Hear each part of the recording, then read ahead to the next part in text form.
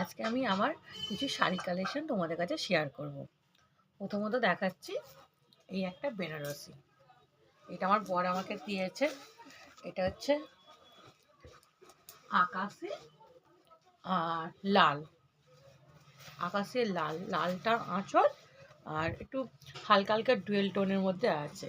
এ একটা শাড়ি আকাশি, ঠিক আছে, একটা শাড়ি। নেক্সট হচ্ছে এইটা ব্লু, ছোট ছোট প্রিন্টের ওপরে, এটা ব্লু আর রেড, রেড আঁচল আছে।